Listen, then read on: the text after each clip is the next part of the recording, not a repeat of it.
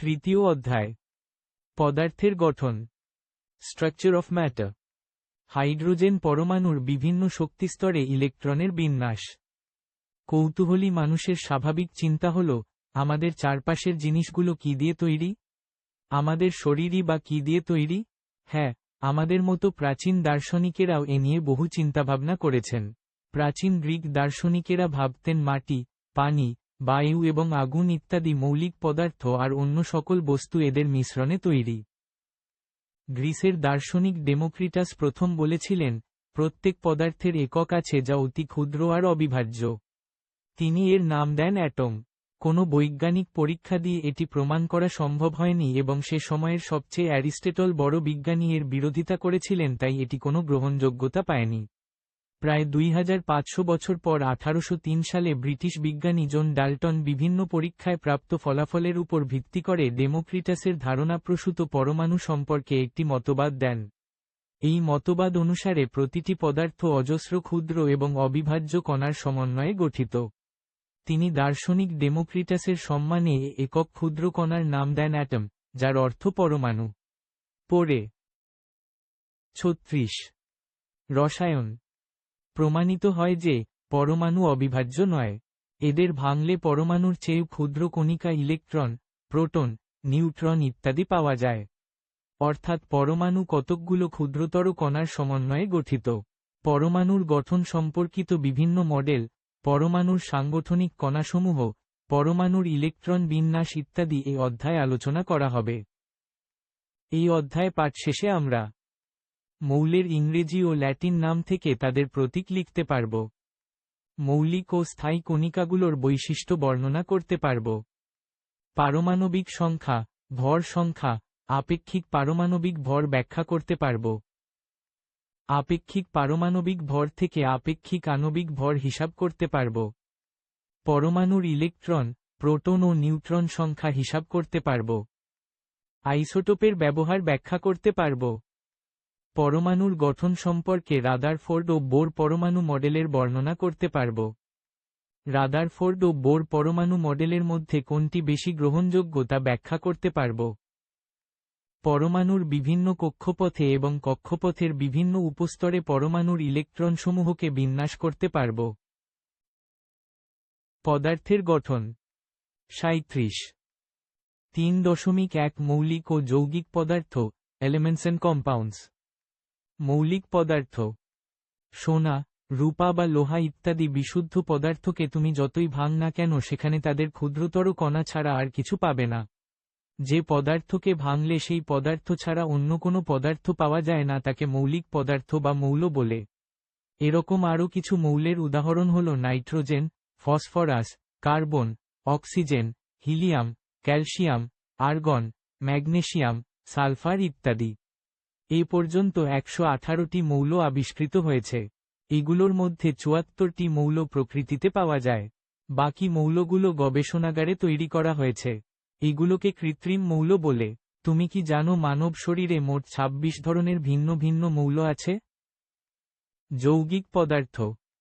ইতিমধ্যে তোমরা জেনেছ যে, মৌলিক পদার্থকে ভাঙলে শুধু ওই পদার্থই পাওয়া যাবে। কিন্তু পানিকে যদি ভাঙা হয়, অর্থাৎ রাসায়নিকভাবে বিশ্লেষণ করা যায়, তবে কিন্তু দুটি ভিন্ন মৌল হাইড্রোজেন ও অক্সিজেন পাওয়া যাবে। আবার, লেখার চককে যদি ভাঙা যায় তাহলে সেখানে ক্যালসিয়াম, কার্বন ও অক্সিজেন এই তিনটি মৌল পাওয়া যাবে। যে সকল পদার্থকে ভাঙলে 2 বা 2 এর অধিক মৌল পাওয়া যায় তাদেরকে যৌগ বা যৌগিক পদার্থ বলে। যৌগের মধ্যে মৌলসমূহের সংখ্যার অনুপাত সব সময় একই থাকে।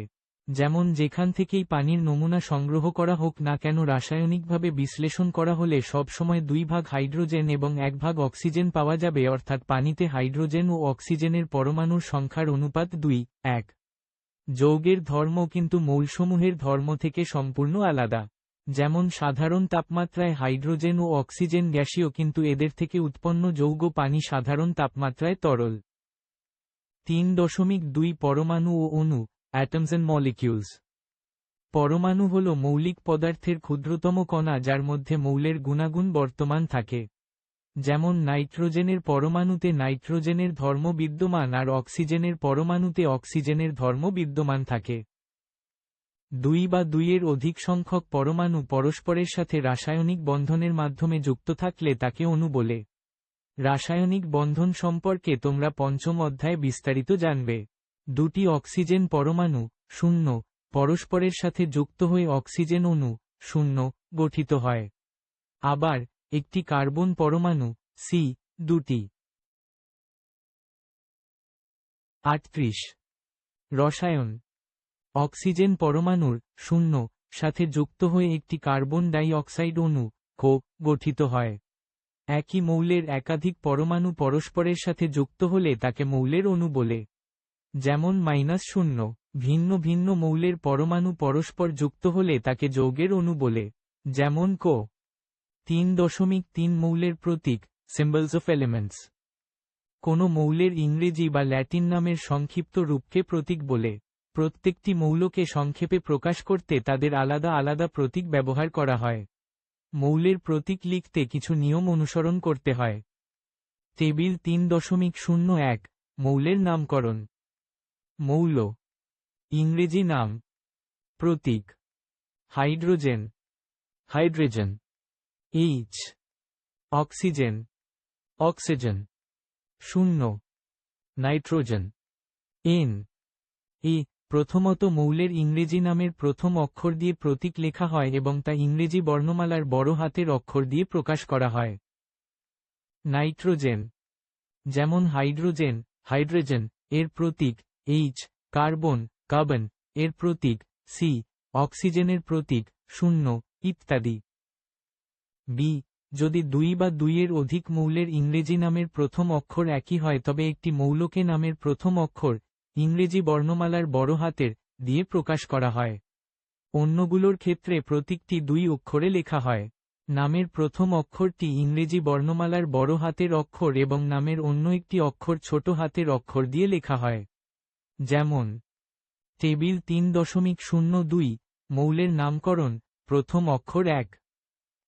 মৌল ইংরেজি নাম, প্রতীক মৌল ইংরেজি নাম, প্রতীক carbon carbon, C cobalt cobalt, Co chlorine chlorine Cl, cadmium cadmium, Cd calcium calcium, Ca chromium chromium, Cr C কিছু মৌলের প্রতীক তাদের ল্যাটিন নাম থেকে নেওয়া হয়েছে।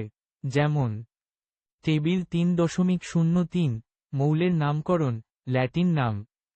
মৌল ল্যাটিন নাম, প্রতীক মৌল ল্যাটিন নাম, প্রতীক sodium natrium, Na gold aurum, ও copper cuprum, Cu lead, plumbum, Pb potassium kalium, K tungsten, wolfram, W silver argentum, Ag iron, ferrum, Fe tin, stannum, Sn mercury, hydrargyrum, antimony, stibium, Sb Hg। পদার্থের গঠন 39 একক কাজ। কাজ চতুর্থ অধ্যায়ের পর্যায় সারণী থেকে কিছু মৌলের নাম ও প্রতীক সংগ্রহ করে তোমার রসায়ন শিক্ষককে দেখাও। 3.4 সংকেত ফর্মুলা। হাইড্রোজেনের একটি অণুকে প্রকাশ করতে H ব্যবহার করা হয়, যার অর্থ হল একটি হাইড্রোজেনের অণুতে দুটি হাইড্রোজেনের পরমাণু H আছে। আবার পানির একটি অণুকে প্রকাশ করতে HO ব্যবহার করা হয়। এর অর্থ হচ্ছে পানির একটি অণুতে দুটি হাইড্রোজেন H এবং একটি অক্সিজেন পরমাণু 0 থাকে। পাশের তালিকায় সাধারণ কয়েকটি অণুর সংকেত দেখানো হল। টেবিল 3.04 অণুর সংকেত। অণুর নাম, সংকেত nitrogen N2, ammonia NH3, chlorine Cl2, sulphuric acid H204 hydrochloric acid HCl 3.5 পরমাণুর সাংগঠনিক কণা, the fundamental particles of an atom. একমাত্র হাইড্রোজেন ছাড়া সকল পদার্থের পরমাণু 3টি কণা দিয়ে তৈরি। সেগুলো হচ্ছে ইলেকট্রন, প্রোটন এবং নিউট্রন। এই কণাগুলোকে পরমাণুর সাংগঠনিক, ফান্ডামেন্টাল বা মৌলিক কণা বলে। পরমাণুর কেন্দ্রে বা নিউক্লিয়াসে প্রোটন ও নিউট্রন থাকে এবং ইলেকট্রন নিউক্লিয়াসকে ঘিরে ঘুরতে থাকে। ইলেকট্রন হল পরমাণুর একটি মৌলিক কণিকা যার আধান বা চার্জ ঋণাত্মক, নেগেটিভ। এই আধানের পরিমাণ -1.60 গুণ 10⁻19 কুলম্ব। একে প্রতীক দিয়ে প্রকাশ করা হয়।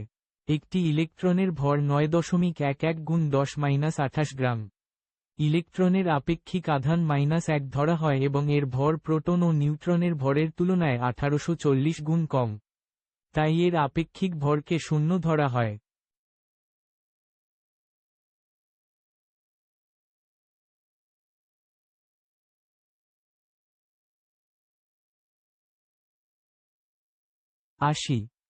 রসায়ন। প্রোটন হল পরমাণুর অপর একটি মৌলিক কণিকা যার চার্জ বা আধান ধনাত্মক, পজিটিভ। এই আধানের পরিমাণ 1.6 তারা চিহ্ন 10 ক্যারেট 19 কুলম্ব। একে পি প্রতীক দিয়ে প্রকাশ করা হয়।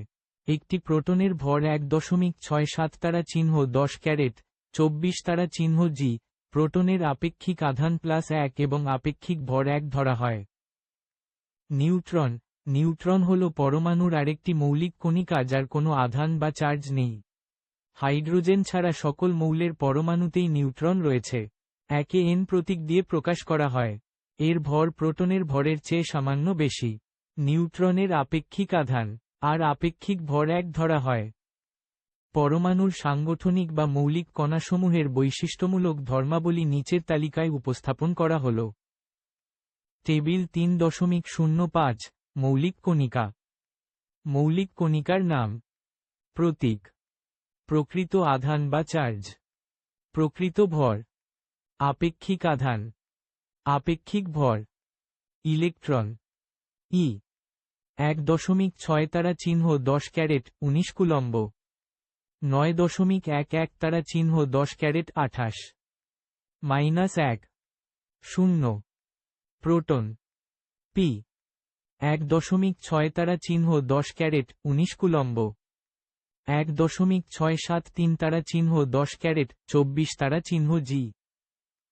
+1 1।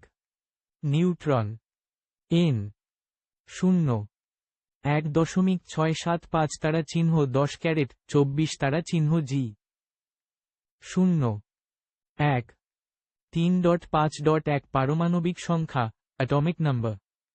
কোনো মৌলের একটি পরমাণুর নিউক্লিয়াসে উপস্থিত প্রোটনের সংখ্যাকে ওই মৌলের পারমাণবিক সংখ্যা বলা হয়। যেমন হিলিয়াম হি এর একটি পরমাণুর নিউক্লিয়াসে 2টি প্রোটন থাকে। তাই হিলিয়ামের পারমাণবিক সংখ্যা হল 2। আবার অক্সিজেন 0 পরমাণুর নিউক্লিয়াসে 8টি প্রোটন থাকে। তাই অক্সিজেনের পারমাণবিক সংখ্যা হল 8। কোনো পরমাণুর পারমাণবিক সংখ্যা দ্বারা ওই পরমাণুকে চেনা যায়। তাই পারমাণবিক সংখ্যাকে একটি মৌলের আইডি নাম্বারও বলা যায়।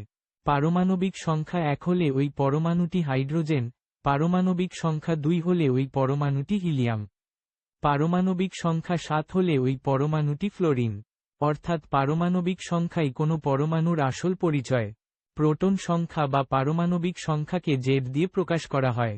যেহেতু প্রত্যেকটা পরমাণুই চার্জ নিরপেক্ষ অর্থাৎ মোট চার্জ বা আধান 0, তাই পরমাণুর নিউক্লিয়াসে যতটি প্রোটন থাকে নিউক্লিয়াসের বাইরে ঠিক ততটি ইলেকট্রন থাকে। পদার্থের গঠন 3.5.2 ভর সংখ্যা, মাস নাম্বার 41। কোনো পরমাণুর নিউক্লিয়াসে উপস্থিত প্রোটন ও নিউট্রন সংখ্যার যোগফলকে ওই পরমাণুর ভর সংখ্যা বলে। ভর সংখ্যাকে এ দিয়ে প্রকাশ করা হয়। যেহেতু ভর সংখ্যা হল প্রোটন সংখ্যা ও নিউট্রন সংখ্যার যোগফল, কাজেই ভর সংখ্যা থেকে প্রোটন সংখ্যা বিয়োগ করলে নিউট্রন সংখ্যা পাওয়া যায়। সোডিয়ামের ভর সংখ্যা হল 23, এর প্রোটন সংখ্যা 11, ফলে এর নিউট্রন সংখ্যা হচ্ছে 23 - 11 = 12। কোনো পরমাণুর পারমাণবিক সংখ্যা পরমাণুর প্রতীকের নিচে বাম পাশে লেখা হয়, পরমাণুর ভর সংখ্যা প্রতীকের বাম পাশে উপরের দিকে লেখা হয়। যেমন সোডিয়াম পরমাণুর প্রতীক না, এর পারমাণবিক সংখ্যা 11 এবং ভর সংখ্যা 23। এটাকে নিম্নোক্তভাবে প্রকাশ করা যায়। ভর সংখ্যা এ 11 23 না। পারমাণবিক সংখ্যা বা প্রোটন সংখ্যা জেড। টেবিল 3.05 মৌলের সংক্ষিপ্ত প্রকাশ। মৌলের প্রতীক এইচ 1 হি 2। পারমাণবিক সংখ্যা বা প্রোটন সংখ্যা জেড। ভর সংখ্যা এ 1 4 2। ইলেকট্রন সংখ্যা 1 2। নিউট্রন সংখ্যা এ জেড 0। সংক্ষিপ্ত প্রকাশ 1 ক্যারেট 1 এইচ 2 ক্যারেট 4 হি। একক কাজ: শিক্ষার্থীর কাজ এবং মৌলের ভর সংখ্যা, প্রোটন সংখ্যা এবং ইলেকট্রন সংখ্যা গণনা করো।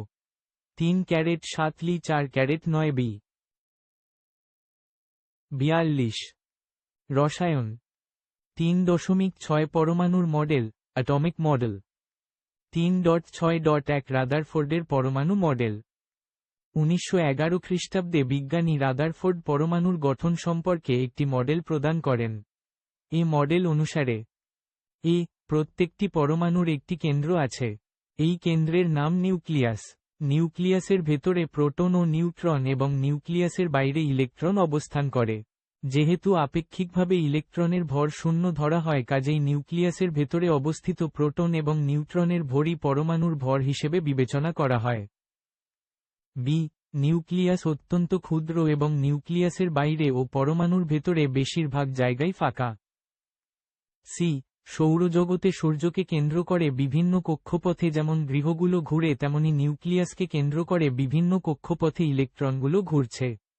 কোনো পরমাণুর নিউক্লিয়াসে যে কয়টি প্রোটন থাকে, নিউক্লিয়াসের বাইরে ঠিক সেই কয়টি ইলেকট্রন থাকে। যেহেতু প্রোটন এবং ইলেকট্রনের চার্জ একে অপরের সমান ও বিপরীত চিহ্নের, তাই পরমাণুর সামগ্রিকভাবে চার্জ শূন্য।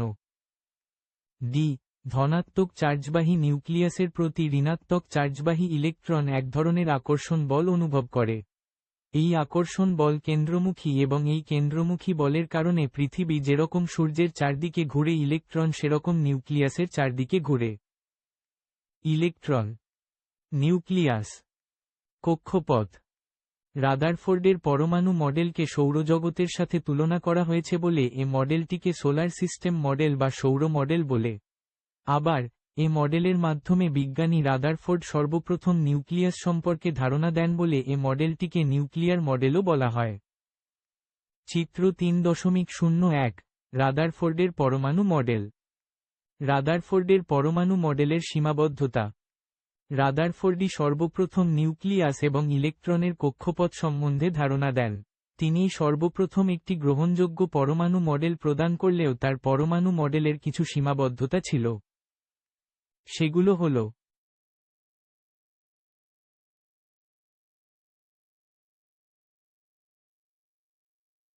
পদার্থের গঠন। 43।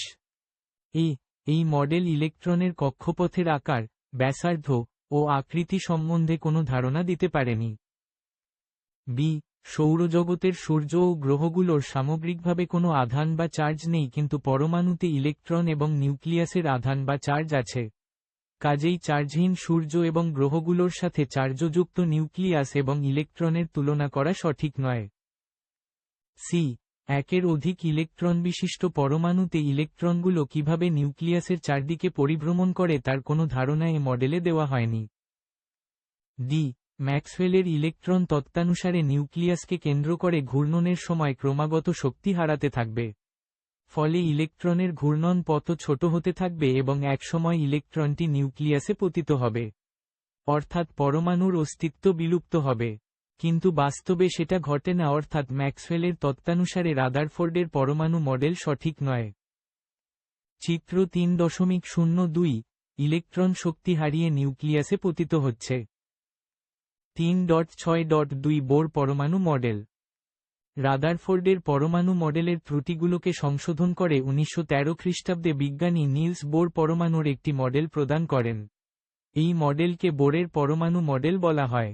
বোর পরমাণু মডেলের মতবাদগুলো এরকম: পরমাণুতে যে সকল ইলেকট্রন থাকে সেগুলো নিউক্লিয়াসকে কেন্দ্র করে ইচ্ছামতো যে কোনো কক্ষপথে ঘুরতে পারে না। শুধু নির্দিষ্ট ব্যাসার্ধের কতগুলো অনুমোদিত বৃত্তাকার কক্ষপথে ঘুরে। এই নির্দিষ্ট ব্যাসার্ধের অনুমোদিত বৃত্তাকার কক্ষপথগুলোকে প্রধান শক্তিস্তর বা শেল বা অরবিট বা স্থির কক্ষপথ বলে। স্থির কক্ষপথে ঘোরার সময় ইলেকট্রনগুলো কোনরূপ শক্তি শোষণ বা বিকিরণ করে না। স্থির কক্ষপথকে n দ্বারা প্রকাশ করা হয়। n সমান 1, 2, 3, 4 ইত্যাদি। অন্যভাবে বলা যায়, n সমান 1 হলে k প্রধান শক্তিস্তর, n সমান 2 হলে l প্রধান শক্তিস্তর, n সমান 3 হলে m প্রধান শক্তিস্তর, n সমান 4 হলে n প্রধান শক্তিস্তর ইত্যাদি। বোর মডেল অনুসারে কোনো শক্তিস্তরে ইলেকট্রনের কৌণিক ভরবেগ।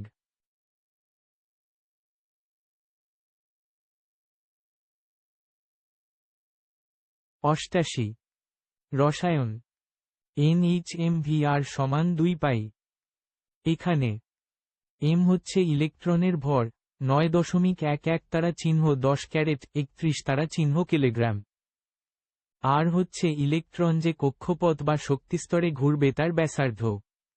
ভি হচ্ছে ইলেকট্রন যে কক্ষপথ বা শক্তিস্তরে ঘুরবে সেই কক্ষপথে ইলেকট্রনের বেগ।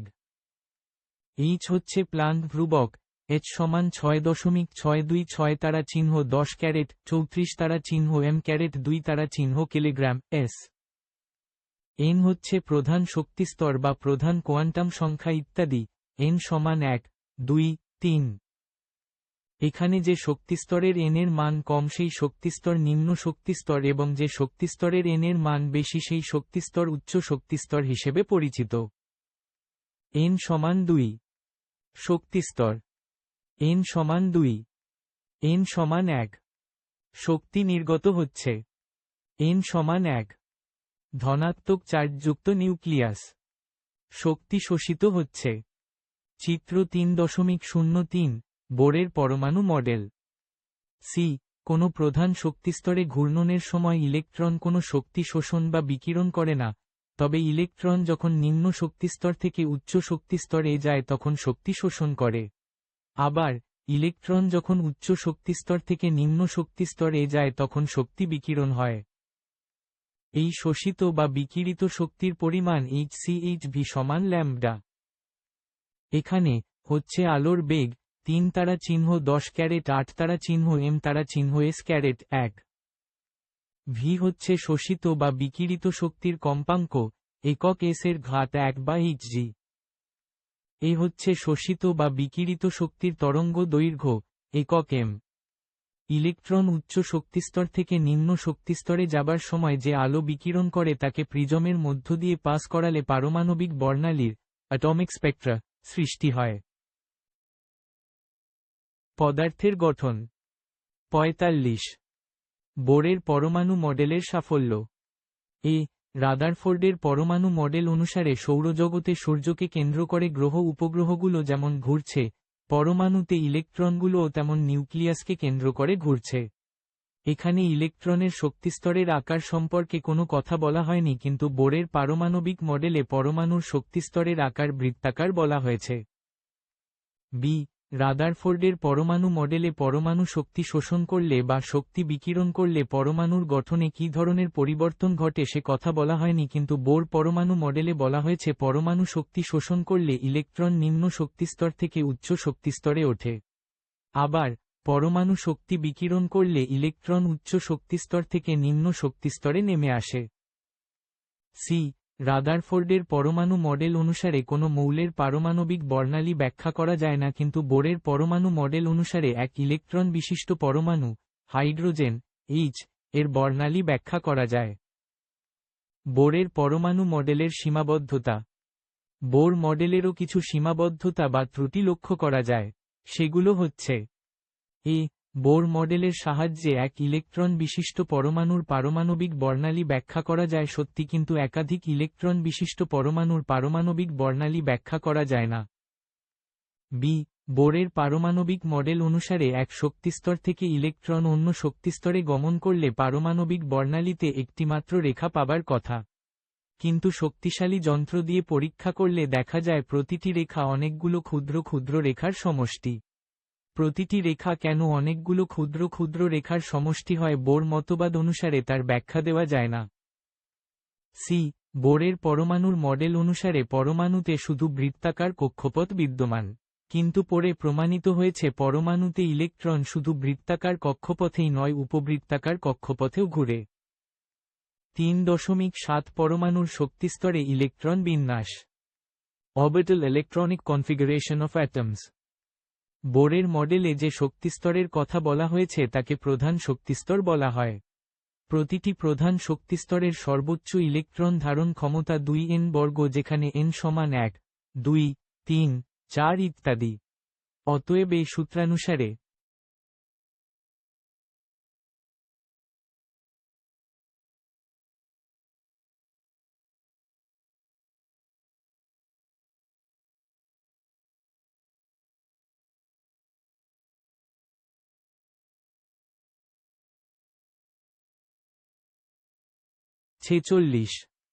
কে শক্তিস্তরের জন্য n সমান 1। অতএব কে শক্তিস্তরে সর্বোচ্চ ইলেকট্রন থাকতে পারে 2n2 সমান 2 তারা চিহ্ন 1 হ্যাট v সমান 2 হ্যাট v।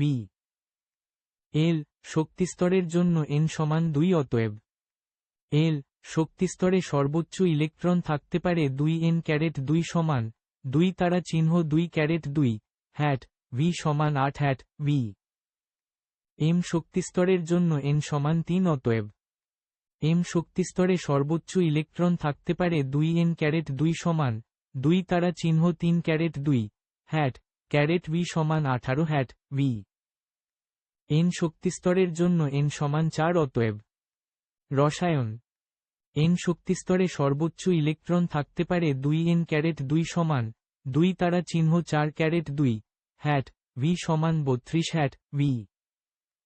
টেবিল 3.06 মৌলের ইলেকট্রন বিন্যাস H1 থেকে জিঙ্ক 30 পর্যন্ত। পারমাণবিক সংখ্যা মৌল K L M N। পারমাণবিক সংখ্যা মৌল K L M N 1 H 1 16 S 2 8 6 2 হি 2 17 Cl 2 8 7 3 লি 2 1 18 2 8 8 4 B 2 2 19 K 2 8 8 1 5 B 2 3 20 CA 2 8 8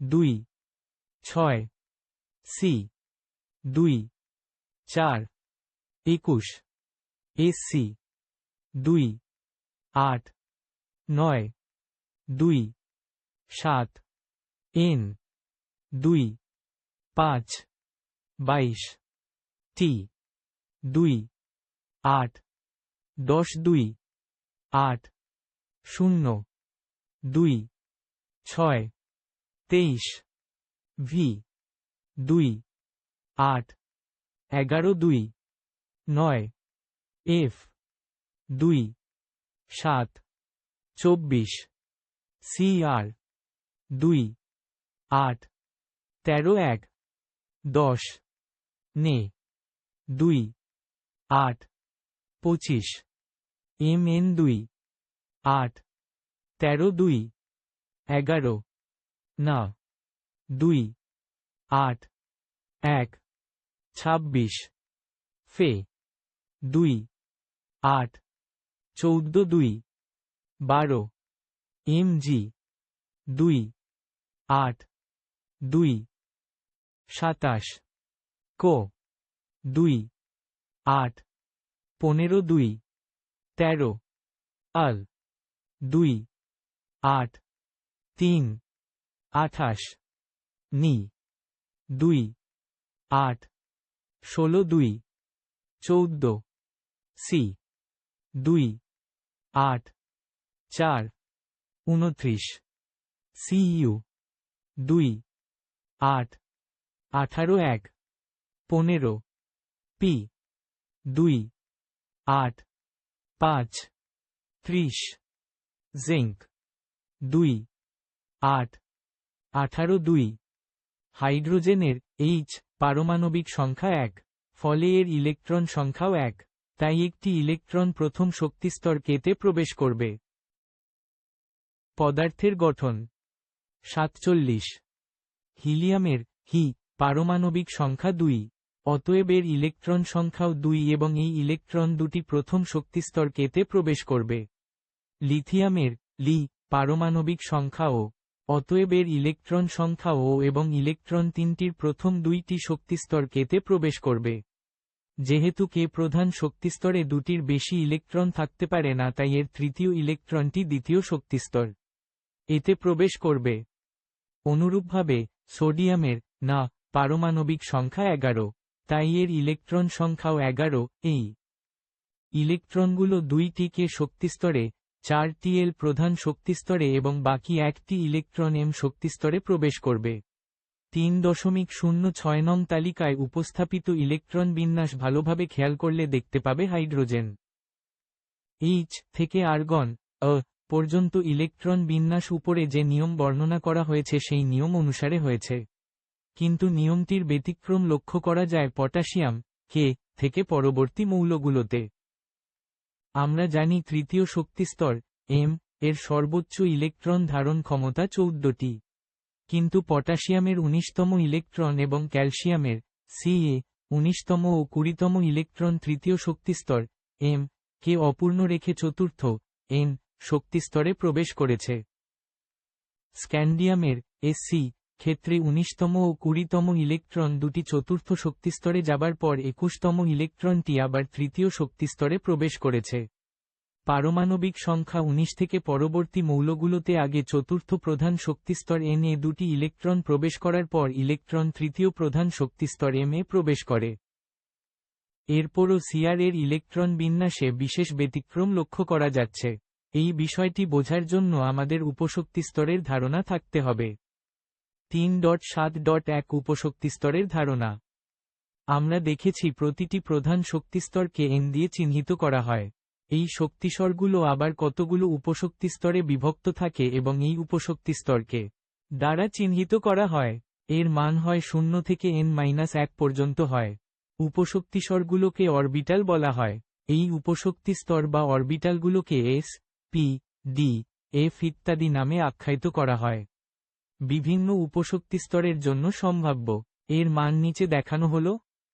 n সমান 1 হলে l সমান 0 এবং অরবিটালের সংখ্যা একটি 1s। n সমান 2 হলে l সমান 0 1 এক্ষেত্রে অরবিটালের সংখ্যা দুটি 2s 2p। n সমান 3 হলে l সমান 0 1 2 অতএব এক্ষেত্রে অরবিটালের সংখ্যা তিনটি 3s 3p 3d।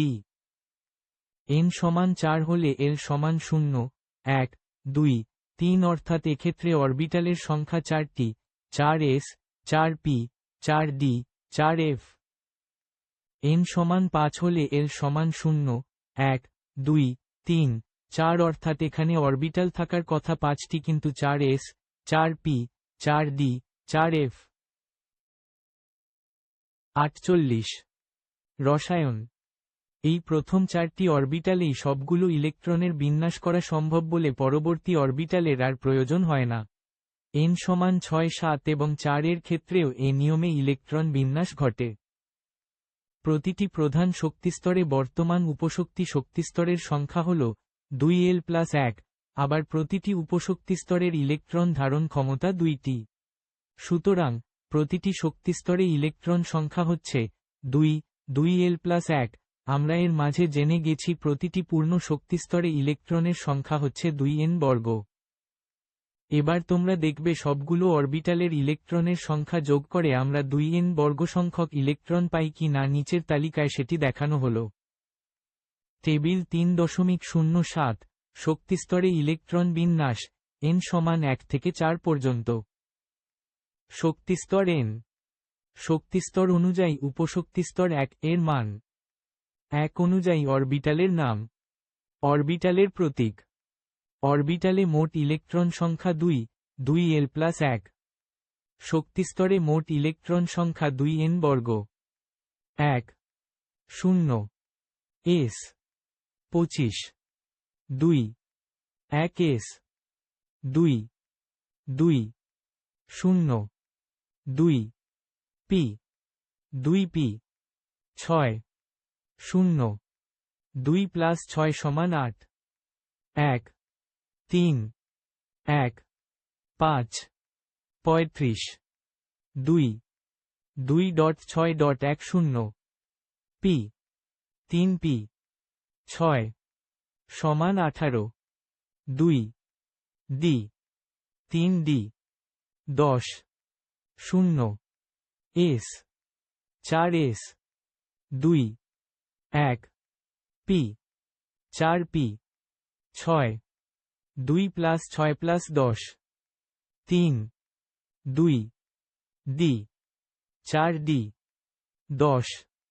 1432 f 4 f 14 3.7.2 পরমাণুতে ইলেকট্রন বিন্যাসের নীতি।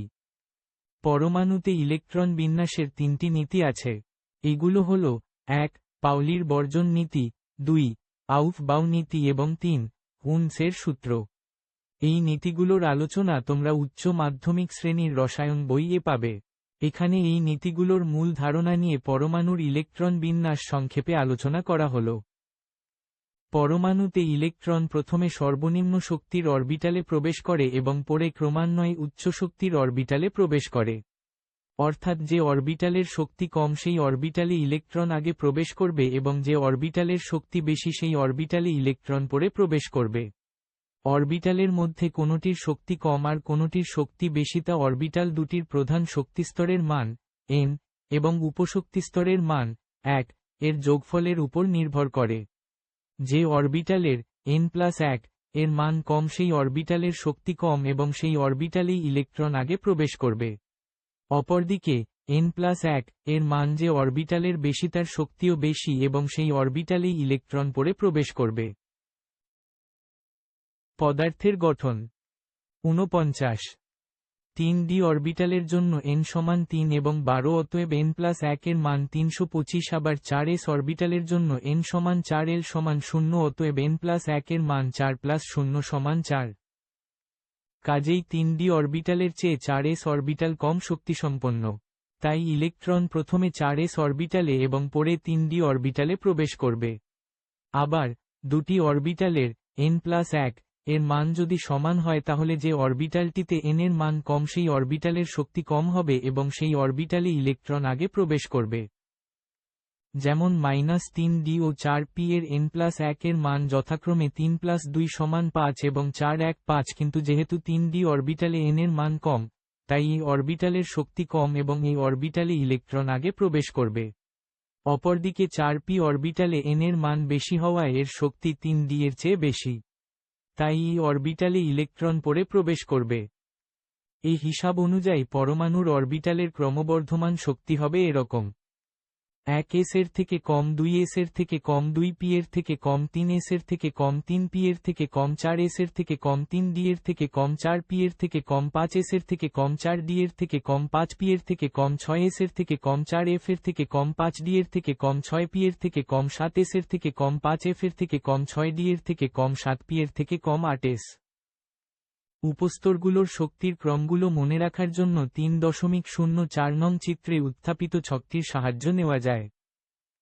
15 আমরা দেখেছি ও উপশক্তিস্তরে সর্বোচ্চ 2টি ইলেকট্রন, p উপশক্তিস্তরে সর্বোচ্চ 4টি ইলেকট্রন, d উপশক্তিস্তরে সর্বোচ্চ 10টি ইলেকট্রন এবং f উপশক্তিস্তরে সর্বোচ্চ 14টি ইলেকট্রন থাকতে পারে।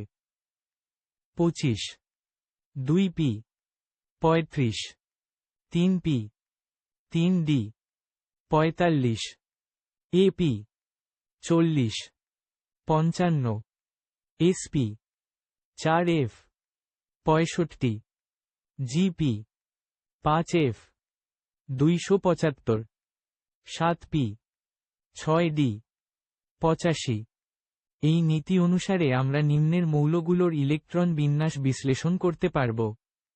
K1 1s22 s22 p6 3s23 p6 4s এর ঘাত 1। চিত্র 3.04 অরবিটালের শক্তিক্রম। Ca20 1s22 s22 p6 3s23 p6 4s বর্গ। Sc21 1s22 s22 p6 3s23 p6 3d4s বর্গ। T22 1s22 s22 p6 3s23 p6 3d4s বর্গ। যেহেতু 4s অরবিটালের শক্তি 3d অরবিটালের শক্তির চেয়ে কম, তাই পটাশিয়ামের সর্বশেষ 19তম ইলেকট্রনটি 3d অরবিটালে প্রবেশ না করে 4s অরবিটালে প্রবেশ করে।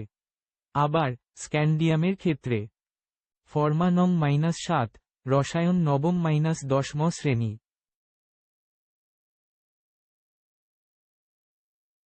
50 রসায়ন 19 ও 20তম ইলেকট্রন দুটি 4s অরবিটাল পূর্ণ করে 21তম ইলেকট্রনটি পরবর্তী উচ্চ শক্তি সম্পন্ন 3d অরবিটালে প্রবেশ করে। বিশেষ করে মনে রাখতে হবে যে যখন ইলেকট্রন বিন্যাস লিখবে তখন একই প্রধান শক্তিস্তরের সকল উপশক্তিস্তর পাশাপাশি লিখবে। তা না হলে ইলেকট্রনের বিন্যাস লেখার সময় ভুল হয়ে যেতে পারে।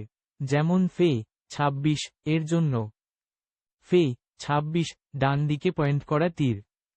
n সমান 1 1s বর্গ, n সমান 2, n সমান 3, 2s 2 2 p6, 3s 2 3 p6 3d6, n সমান 4, 4s 2, ফে 2 6, 1s 2 2s 2 2 p6 3s 2 3 p6 3d6 4s বর্গ।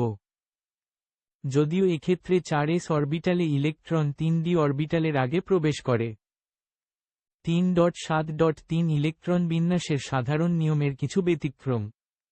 সাধারণভাবে দেখা যায় যে, একই উপশক্তিস্তর p ও d এর অরবিটালগুলো অর্ধেক পূর্ণ, p ঘন, d5, বা সম্পূর্ণরূপে পূর্ণ, p, d10, হলে সে ইলেকট্রন বিন্যাস সুস্থিত হয়। তাই Cr24 এর ইলেকট্রন বিন্যাস স্বাভাবিকভাবে হওয়ার কথা, Cr24 1s22 s22 p6 3s23 p6 3d4s বর্গ, কিন্তু 3d অরবিটাল সুস্থিত অর্ধপূর্ণ হওয়ার আকাঙ্ক্ষায় 4s অরবিটাল হতে একটি ইলেকট্রন 3d অরবিটালে আসে। ফলে ক্রোমিয়ামের ইলেকট্রন বিন্যাস হয় এরকম: Cr24 ডান দিকে পয়েন্ট করা তীর 1s22 s22 p6 3s23 p63 d5 4s এর ঘাত 1। একক কাজ নিজে করো। Cu29 এর ইলেকট্রন বিন্যাস স্বাভাবিকভাবে হওয়ার কথা, Cu29 ডান দিকে পয়েন্ট করা তীর 1s বর্গ 2s বর্গ 2 p6 3s 2 3 p6 3d4s বর্গ, কিন্তু কপারের ইলেকট্রন বিন্যাস হয় এরকম: Cu29 ডান দিকে পয়েন্ট করা তীর 1s2 2s2 2 p6 3s2 3 p3d10 4s এর ঘাত 1। কারণটি ব্যাখ্যা করো। 3.8 আইসোটোপস। যে সকল পরমাণুর প্রোটন সংখ্যা সমান কিন্তু ভর সংখ্যা ও নিউট্রন সংখ্যা ভিন্ন তাদেরকে একে অপরের আইসোটোপ বলে। 3.04 নং টেবিলে দেখানো তিনটি H পরমাণুরই প্রোটন সংখ্যা সমান। কাজেই তারা একে অপরের আইসোটোপ। হাইড্রোজেনের 7টি isotope H, 2H, H, H, H, H এবং H আছে। এর মধ্যে শুধু 3টি প্রকৃতিতে পাওয়া যায়, অন্যগুলোকে ল্যাবরেটরিতে প্রস্তুত করা হয়। 51 টেবিল 3.08 হাইড্রোজেনের 3টি প্রাকৃতিক আইসোটোপ। নাম, প্রতীক, প্রোটন সংখ্যা, ভর সংখ্যা, নিউট্রন সংখ্যা। জেড হাইড্রোজেন বা protium H 1 1 0 A to Z deuterium D 1 2 1, tritium 3 1 3 2। এখানে ডিউটেরিয়াম ও ট্রিটিয়াম হাইড্রোজেন পরমাণুর আইসোটোপ। 3.9 পারমাণবিক ভর বা আপেক্ষিক পারমাণবিক ভর। অ্যাটমিক মাস আর রিলেটিভ অ্যাটমিক মাস।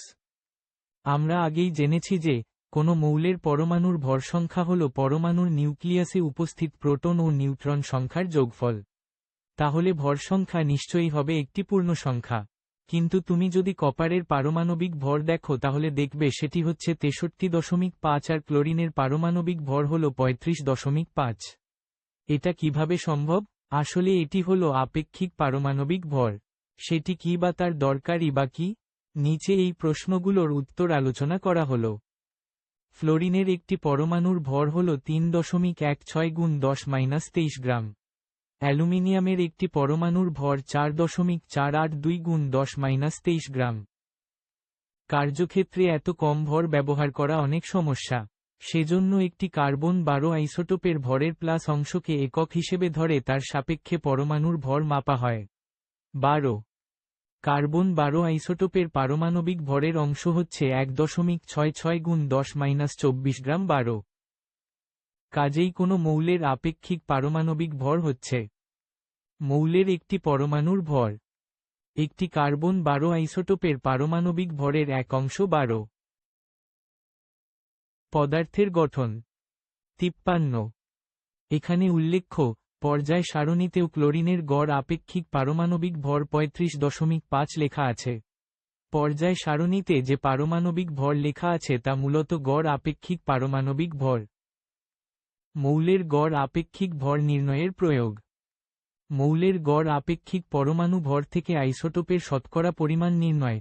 প্রকৃতিতে যদি কোনো মৌলের দুটি আইসোটোপ থাকে তাহলে সেই মৌলের গড় আপেক্ষিক পারমাণবিক ভর থেকে ওই মৌলের বিভিন্ন আইসোটোপের প্রকৃতিতে প্রাপ্ত শতকরা পরিমাণ নির্ণয় করা যায়।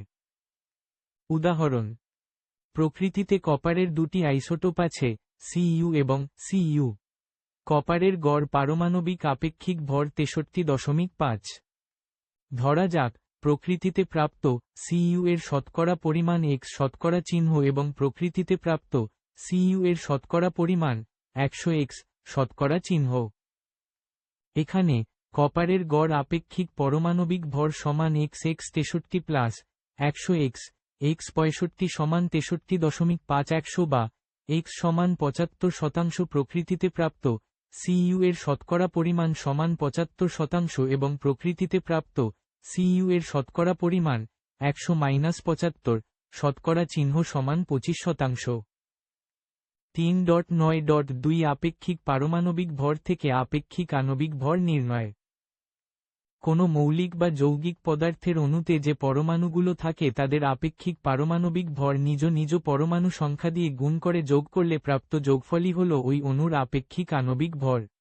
আপেক্ষিক পারমাণবিক ভরকে পারমাণবিক ভর এবং আপেক্ষিক আণবিক ভরকে সাধারণভাবে আণবিক ভর হিসেবে বিবেচনা করা হয়। উদাহরণ 1। H অণুতে হাইড্রোজেন H পরমাণুর আপেক্ষিক পারমাণবিক ভর হল 1 এবং পরমাণুর সংখ্যা 2, তাই H অণুর আপেক্ষিক আণবিক ভর হবে 1 গুণ 2 সমান 2। উদাহরণ 2। HO অণুতে উপস্থিত হাইড্রোজেন H এর আপেক্ষিক পারমাণবিক ভর 1 এবং পরমাণু সংখ্যা 2। সালফার S পরমাণুর আপেক্ষিক পারমাণবিক ভর 32 এবং পরমাণুর সংখ্যা 1 এবং অক্সিজেন পরমাণুর আপেক্ষিক পারমাণবিক ভর 16 এবং পরমাণুর সংখ্যা 4। অতএব HO এর আপেক্ষিক আণবিক ভর হবে 1232x1 প্লাস 16x4 সমান 98। পদার্থের গঠন 53। এখানে উল্লেখ্য, পর্যায় সারণীতেও ক্লোরিনের গড় আপেক্ষিক পারমাণবিক ভর 35.5 লেখা আছে। পর্যায় সারণীতে যে পারমাণবিক ভর লেখা আছে তা মূলত গড় আপেক্ষিক পারমাণবিক ভর। মৌলের গড় আপেক্ষিক ভর নির্ণয়ের প্রয়োগ। মৌলের গড় আপেক্ষিক পরমাণু ভর থেকে আইসোটোপের শতকরা পরিমাণ নির্ণয়। প্রকৃতিতে যদি কোনো মৌলের দুটি আইসোটোপ থাকে তাহলে সেই মৌলের গড় আপেক্ষিক পারমাণবিক ভর থেকে ওই মৌলের বিভিন্ন আইসোটোপের প্রকৃতিতে প্রাপ্ত শতকরা পরিমাণ নির্ণয় করা যায়।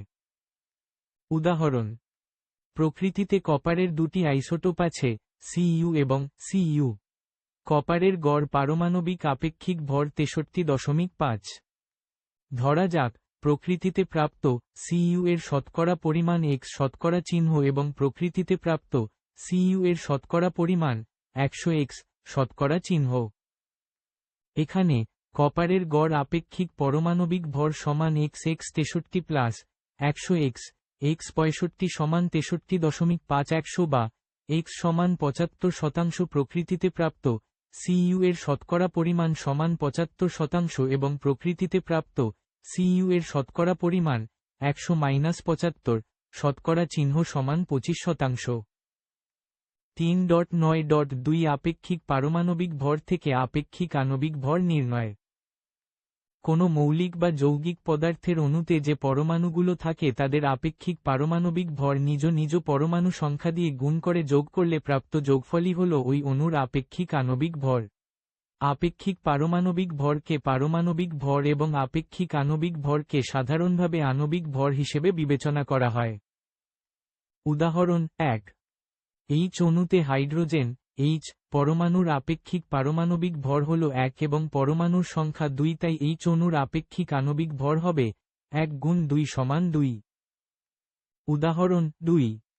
HO অণুতে উপস্থিত হাইড্রোজেন H এর আপেক্ষিক পারমাণবিক ভর 1 এবং পরমাণু সংখ্যা 2, সালফার S পরমাণুর আপেক্ষিক পারমাণবিক ভর 32 এবং পরমাণুর সংখ্যা 1 এবং অক্সিজেন পরমাণুর আপেক্ষিক পারমাণবিক ভর 16 এবং পরমাণুর সংখ্যা 4। অতএব HO এর আপেক্ষিক আণবিক ভর হবে 1232x1 প্লাস 16x4 সমান 98। রসায়ন 3.10 তেজস্ক্রিয় আইসোটোপ ও তাদের ব্যবহার। Radioactive isotopes and their uses. এই অধ্যায়ে আমরা আইসোটোপ সম্পর্কে জেনেছি। কিছু কিছু আইসোটোপ আছে যাদের নিউক্লিয়াস স্বতঃস্ফূর্তভাবে নিজে নিজেই ভেঙে আলফা, বিটা, গামা ইত্যাদি তেজস্ক্রিয় রশ্মি নির্গত করে। একটি মৌলের যে সকল আইসোটোপ তেজস্ক্রিয় রশ্মি নিঃসরণ করে তাদেরকে তেজস্ক্রিয় আইসোটোপ বলে। এখন পর্যন্ত এ ধরনের আইসোটোপের সংখ্যা 3000 থেকে বেশি। এদের মধ্যে কিছু প্রকৃতিতে পাওয়া গেছে, অন্যগুলো গবেষণাগারে তৈরি করা হয়েছে। বিভিন্ন আইসোটোপ এবং তাদের তেজস্ক্রিয়তা নিয়ে তোমাদের পদার্থবিজ্ঞান বইয়ে বিস্তারিত আলোচনা করা হয়েছে। তাই এখানে শুধু তাদের কিছু ব্যবহার নিয়ে আলোচনা করা হলো। তেজস্ক্রিয় আইসোটোপের নিয়ন্ত্রিত ব্যবহার দিয়ে মানুষ অনেক কিছু করতে পারে যেটি অন্যভাবে করা দুঃসাধ্য ছিল। বর্তমানে তেজস্ক্রিয় আইসোটোপ চিকিৎসাক্ষেত্রে, কৃষিক্ষেত্রে, খাদ্য ও বীজ সংরক্ষণে, বিদ্যুৎ উৎপাদনে, কোনো কিছুর বয়স নির্ণয় সহ আরও অনেক ক্ষেত্রে ব্যবহার করা হয়। 3.10.1 চিকিৎসাক্ষেত্রে। চিকিৎসাক্ষেত্রে বর্তমানে বিভিন্ন প্রয়োজনে তেজস্ক্রিয় আইসোটোপ ব্যবহার করা হচ্ছে, যেমন রোগ নির্ণয়। আইসোটোপ ব্যবহার করে একজন রোগীর রোগাক্রান্ত স্থানের ছবি তোলা সম্ভব। এই পদ্ধতিতে ইনজেকশনের মাধ্যমে তেজস্ক্রিয় আইসোটোপ টেকনিশিয়াম-99 কে শরীরের ভেতরে প্রবেশ করানো হয়। এই আইসোটোপ যখন শরীরের নির্দিষ্ট স্থানে জমা হয় তখন ওই তেজস্ক্রিয় আইসোটোপ গামা রশ্মি বিকিরণ করে, তখন বাইরে থেকে গামা রশ্মি শনাক্তকরণ ক্যামেরা দিয়ে সেই স্থানের ছবি তোলা সম্ভব। এই তেজস্ক্রিয় আইসোটোপ টেকনিশিয়াম-99 এর লাইফটাইম 6 ঘন্টা। তাই সামান্য সময়েই এর তেজস্ক্রিয়তা শেষ হয়ে যায় বলে এটি অনেক নিরাপদ। রোগ নিরাময়ে। সর্বপ্রথম থাইরয়েড ক্যান্সার নিরাময়ে তেজস্ক্রিয় আইসোটোপ ব্যবহার করা হয়। রোগীকে পরিমাণমতো তেজস্ক্রিয় আইসোটোপ 1311 সমৃদ্ধ দ্রবণ পান করানো হয়। এই আইসোটোপ থাইরয়েডে পৌঁছায়। এই আইসোটোপ থেকে বিটা রশ্মি নির্গত হয় এবং থাইরয়েডের ক্যান্সার কোষকে ধ্বংস করে। এছাড়া ইরিডিয়াম আইসোটোপ ব্রেইন ক্যান্সার নিরাময়ে ব্যবহার করা হয়। টিউমারের উপস্থিতি নির্ণয় ও নিরাময়ে তেজস্ক্রিয় আইসোটোপ ডিগ্রি C0 ব্যবহার করা হয়। 6 ডিগ্রি C0 থেকে নির্গত গামা রশ্মি ক্যান্সারের কোষকলাকে ধ্বংস করে। রক্তের লিউকোমিয়া রোগের চিকিৎসায় 32P এর ফসফেট ব্যবহার করা হয়। ডোর। পদার্থের গঠন। 55। 3.10.2 কৃষিক্ষেত্রে। ফসলের পুষ্টিতে। ফসলের পুষ্টির জন্য জমিতে পরিমাণমতো সার ব্যবহার করতে হয়। সার মূল্যবান বস্তু। তাই অতিরিক্ত ব্যবহার করা আর্থিক ক্ষতির কারণ। একদিকে প্রয়োজনের অতিরিক্ত সার ব্যবহার পরিবেশের ক্ষতির কারণ, অপরদিকে প্রয়োজনের চেয়ে কম পরিমাণ সার ব্যবহার করা হলে ফসলের উৎপাদন কম হয়। তেজস্ক্রিয় আইসোটোপ ব্যবহার করে জমিতে কী পরিমাণ নাইট্রোজেন ও ফসফরাস আছে তা জানা যায়। আর তা জেনে জমিতে আরও কী পরিমাণ নাইট্রোজেন ও ফসফরাস দিতে হবে তারও হিসাব করা যায়। উদ্ভিদ মূলের মাধ্যমে তেজস্ক্রিয় নাইট্রোজেন ও তেজস্ক্রিয় ফসফরাস গ্রহণ করে এবং তা উদ্ভিদের শরীরের বিভিন্ন অংশে শোষিত হয়। এসব তেজস্ক্রিয় আইসোটোপ থেকে তেজস্ক্রিয় রশ্মি নির্গত হয়। গাইগার মুলার কাউন্টার ব্যবহার করে এ তেজস্ক্রিয় রশ্মি শনাক্ত ও পরিমাপ করা হয়। ক্ষতিকারক পোকামাকড় নিয়ন্ত্রণ করতে। ফসলের জন্য ক্ষতিকারক পোকামাকড় সব সময়ই মারাত্মক হুমকিস্বরূপ। এগুলো যেমন ফসলের উৎপাদন কমায় তেমনি এদের মাধ্যমে রোগজীবাণুও উদ্ভিদে প্রবেশ করে। এসব পোকামাকড় ধ্বংস করার জন্য ফসলে এবং জমিতে কীটনাশক দেওয়া হয়। এই কীটনাশক পরিবেশ ও আমাদের শরীরের জন্য ক্ষতিকর। শুধু তাই নয়, এই কীটনাশক ক্ষতিকারক পোকামাকড়ের সাথে সাথে অনেক উপকারী পোকামাকড়ও ধ্বংস করে। তেজস্ক্রিয় আইসোটোপ সমৃদ্ধ কীটনাশক ব্যবহারের মাধ্যমে জানা সম্ভব হয়েছে সর্বনিম্ন কতটুকু পরিমাণ কীটনাশক একটি ফসলের জন্য ব্যবহার করা যাবে। ফসলের মানোন্নয়নে বিভিন্ন ধরনের তেজস্ক্রিয় রশ্মির নিয়ন্ত্রিত ব্যবহারের মাধ্যমে উদ্ভিদ কোষের জিনগত পরিবর্তন ঘটিয়ে উন্নত মানের ফসল উৎপাদন করা হয়। 3.10.3 বিদ্যুৎ উৎপাদনে কিছু কিছু পরমাণুকে ভেঙে ক্ষুদ্র ক্ষুদ্র পরমাণুতে পরিণত করলে অর্থাৎ ফিশন বিক্রিয়া ঘটালো প্রচুর পরিমাণে তাপশক্তি নির্গত হয়। এই তাপশক্তি ব্যবহার করে জেনারেটর দিয়ে বিদ্যুৎ উৎপন্ন করা হয়। আমরা সেটিকে নিউক্লিয়ার বিদ্যুৎকেন্দ্র বলি। তোমাদের পদার্থবিজ্ঞান বইয়ের 4র্থ অধ্যায়ে এ সম্পর্কে বিস্তারিত আলোচনা করা হয়েছে। বাংলাদেশে পাবনা জেলার রূপপুরে বাংলাদেশ সরকার পারমাণবিক বিদ্যুৎকেন্দ্র স্থাপন করতে যাচ্ছে। এই পারমাণবিক বিদ্যুৎকেন্দ্র স্থাপিত হলে 2400 মেগাওয়াট বিদ্যুৎ উৎপাদন হবে বলে আশা করা হচ্ছে। 56 রসায়ন চিত্র 3.05 পাবনার রূপপুর নিউক্লিয়ার বিদ্যুৎকেন্দ্র। 3.10.4 তেজস্ক্রিয় আইসোটোপের ক্ষতিকর প্রভাব। তেজস্ক্রিয় আইসোটোপ আমাদের অনেক উপকারে আসে সে কথা সত্যি, কিন্তু এটি আমাদের জন্য ক্ষতির কারণও হতে পারে। তেজস্ক্রিয় আইসোটোপ থেকে যে আলফা, বেটা ও গামা রশ্মি নির্গত হয় তা কোষের জিনগত পরিবর্তন ঘটাতে পারে, যার ফলাফল হিসেবে ক্যান্সারের মতো রোগ হতে পারে। দ্বিতীয় বিশ্বযুদ্ধে জাপানের হিরোশিমা ও নাগাসাকিতে পারমাণবিক বোমার বিস্ফোরণ ঘটেছিল, তার জন্য কয়েক লক্ষ জীবন ধ্বংস হয়েছে। 1986 সালে রাশিয়ার চেরনোবিলে পারমাণবিক বিদ্যুৎকেন্দ্রে যে দুর্ঘটনা ঘটেছিল তার ফলে অনেক প্রাণ হারিয়েছে এবং ওই এলাকায় পরিবেশ দূষণ ঘটেছে।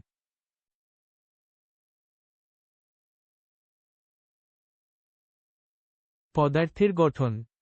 57 অনুশীলনী ক খ গ ঘ।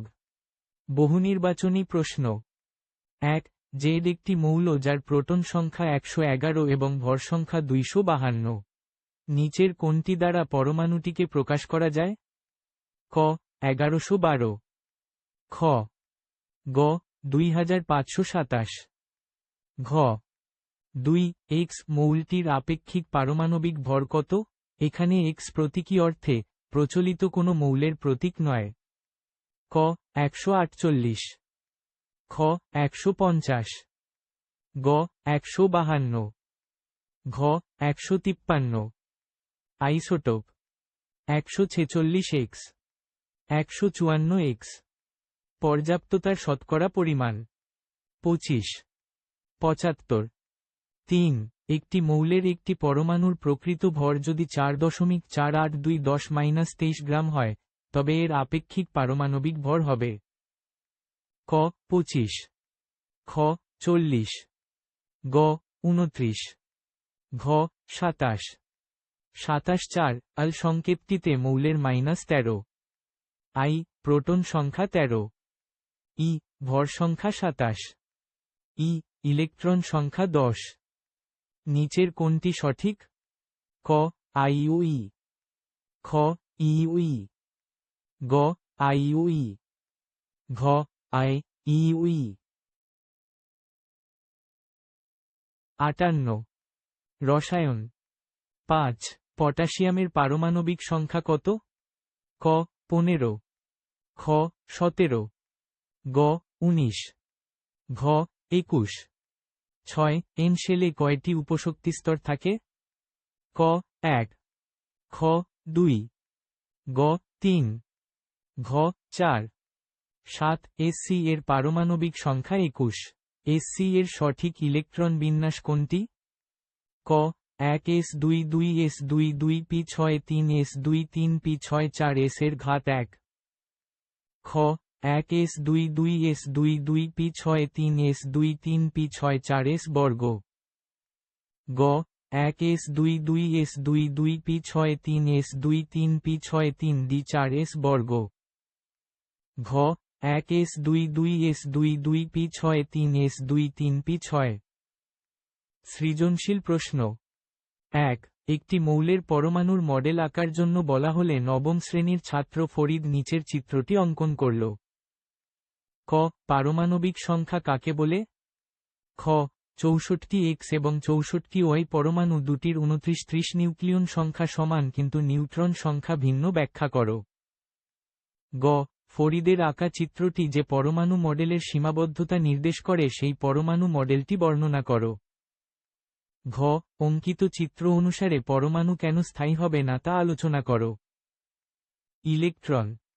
2 এ মৌল সমান 6 ডিগ্রি কো, বি মৌল 32 পি, সি যৌগ সমান H 204।